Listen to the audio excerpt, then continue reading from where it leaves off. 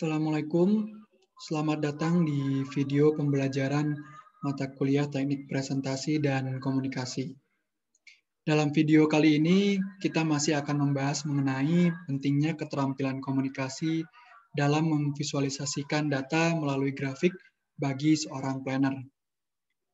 Di mana secara spesifik, video pembelajaran ini akan menjelaskan tujuan-tujuan penggunaan grafik sebagai media komunikasi dalam perencanaan. Sebelumnya, pastikan dulu kalian sudah dalam keadaan siap menerima materi dengan nyaman. Ingat, perilaku mendorong rasa. Jika sudah siap, mari kita mulai.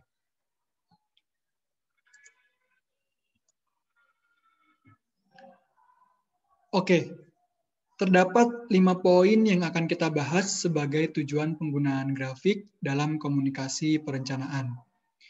Yang pertama adalah terkait dengan grafik sebagai bagian dari ilustrasi dan dokumentasi.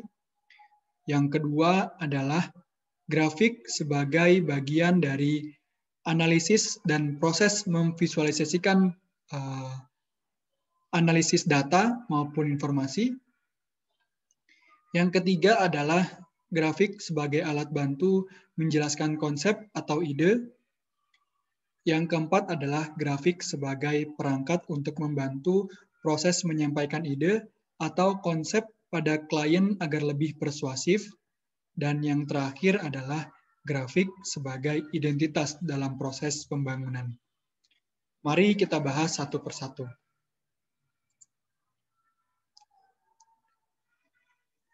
Poin pertama adalah terkait dengan grafik sebagai ilustrasi. Mudahnya, grafik pada tujuan pertama ini sering kita gunakan seperti foto atau video ataupun ilustrasi gambar.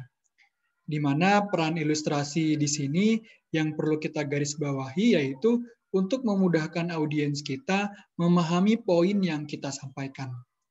Contoh, gambar panah di atas seringkali kita temukan sebagai ilustrasi yang membantu mengarahkan pada suatu tujuan perjalanan kita, misal seperti enter ataupun exit dari suatu ruangan.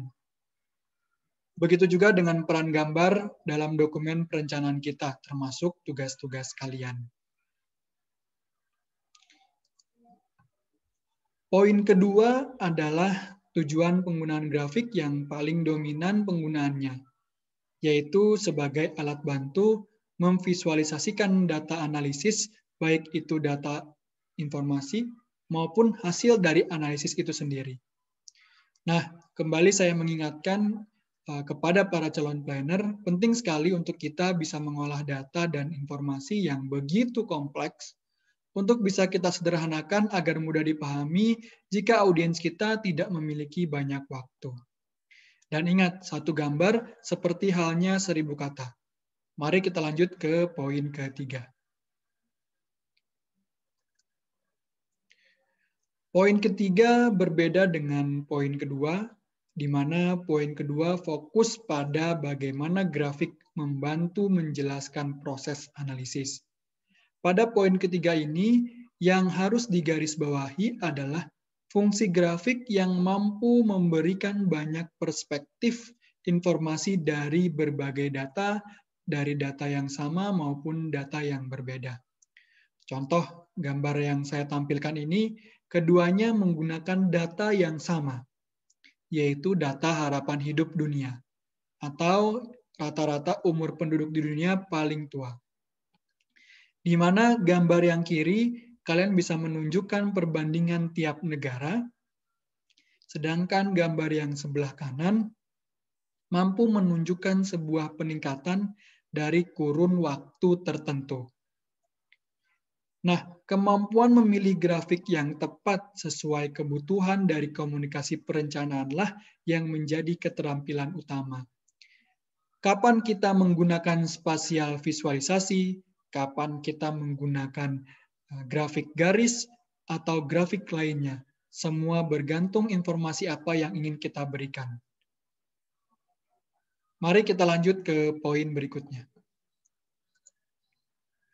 Poin keempat adalah bagaimana grafik memberikan impact lebih mendalam dalam hal menyampaikan sebuah informasi pada lawan bicara ataupun audiens kita.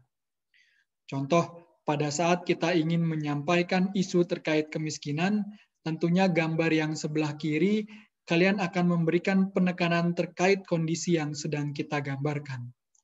Contoh lain, informasi terkait dengan penggunaan lahan yang tidak teratur di sekitar rel kereta api yang ditunjukkan oleh gambar sebelah kanan.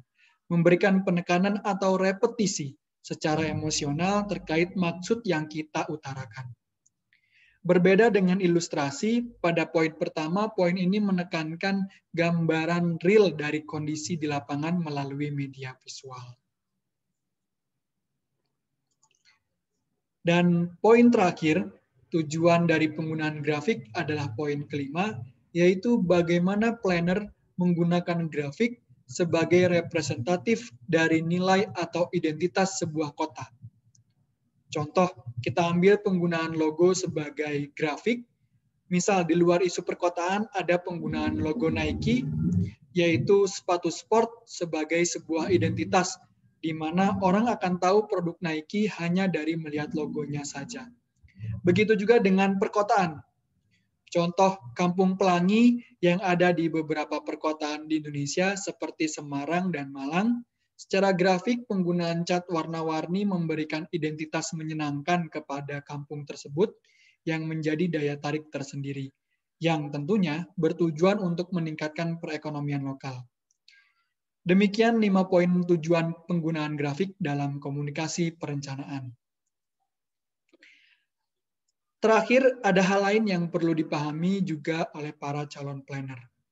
Terkadang kita perlu membedakan penggunaan media presentasi sebagai bagian dari grafik antara keperluan planning atau keperluan bisnis yang lebih banyak kita temui referensinya secara online. Di mana pada keperluan bisnis, grafik akan sangat mendominasi. Sedangkan untuk keperluan planning cenderung sedikit berbeda, di mana antara grafik dan non-grafik atau teks haruslah seimbang. Hal ini bertujuan untuk memaksimalkan komunikasi verbal, tulisan maupun lisan dalam komunikasi perencanaan. Jadi ingat, harus seimbang antara grafik dan non-grafik. Demikian video pembelajaran kali ini. Terima kasih atas perhatiannya. Sampai bertemu di video berikutnya. Assalamualaikum warahmatullahi wabarakatuh.